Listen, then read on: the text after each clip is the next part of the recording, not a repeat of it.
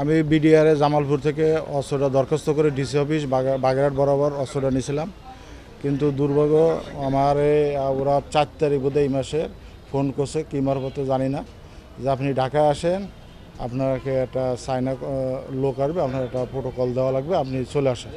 পরে আমি ওই যে শুক্রবার আসার কথা ছিল শুক্রবার আমি আসি নাই, পরে শুক্রবারে আসছি। তো বলছে আপনি নতুন বাজারে ওই যে অপোজিটই বাড়িধারার ওই যে ময়লা যে জায়গায় ফেলে, সে ময়লা ফেলানোর ওই জায়গায় আমাকে বলছে আপনি ওই জায়গায় একটু দাঁড়ান, আমরা গাড়ি নিয়ে আসতেছি। তো ওরা গাড়ি নিয়ে আসছে, গাড়ি নিয়ে আসার পরে একটা সেই মাইক্রোরাইজের সাথেই আছে আমাদের, আমার গাড়িতে উঠেছে, পিছনে একটা ছেলে, ডাইন পাশে একটা, বাম পাশে একজন, ড্রাইভার একজন, ড্রাইভারের পাশে একজন সিট।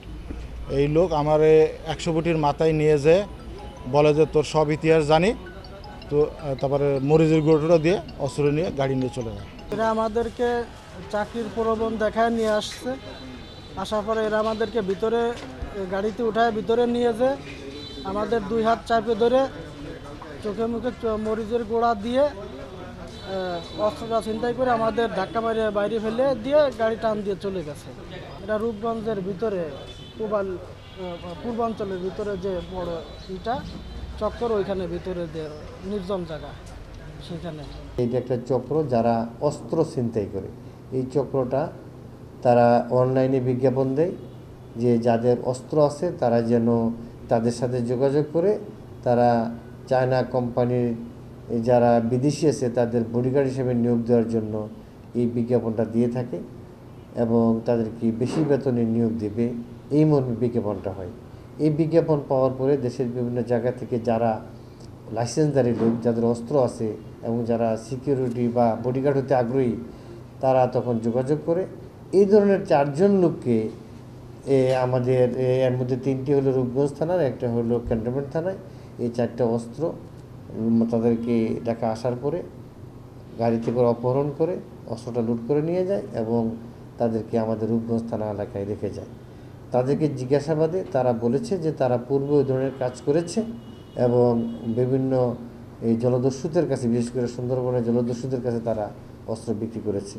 আমরা তাদের স্বীকারোক্তি মতে আমরা বাটারা এলাকা থেকে আমাদের 2টি শটগান এবং একটি এয়ার গান সহ 38 রাউন্ড উদ্ধার করি এবং সেখানে এই গাড়ির ভুয়া নাম্বার প্লেট আছে, কারণ তারা এই নাম্বার প্লেট দিয়ে বিভিন্ন সময় এরা গাড়ি মাইক্রোওয়েভ ব্যবহার করে যাতে না গাড়িটা চেনা না যায়, এবং তারা সেখানে অস্ত্রের যা লাইসেন্স তৈরির যে শিলমোহর সেটা ব্যবহার করে।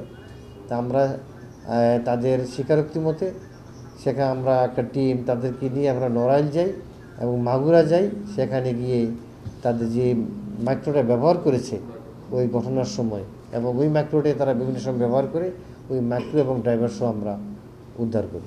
যে সিন্ডিকেট যে 4 জন আছে, এই সিন্ডিকেটের 4 জনকে আমরা গ্রেফতার করেছি এবং তাদের বিরুদ্ধে তো অলরেডি মামলা আছেই, এই মামলা আছে এবং তাদের বিরুদ্ধে অস্ত্র মামলা হবে এবং তাদের আইনগত যে পরবর্তী প্রক্রিয়াগুলি আমরা যথারীতি সম্পন্ন করব। রিমান্ড তো অবশ্যই আসবে, অবশ্য তাদের সাথে আরও কারা কারা আছে কি না সেটা জানার জন্য আমরা রিমান্ডের প্রেয়ার করে দেব।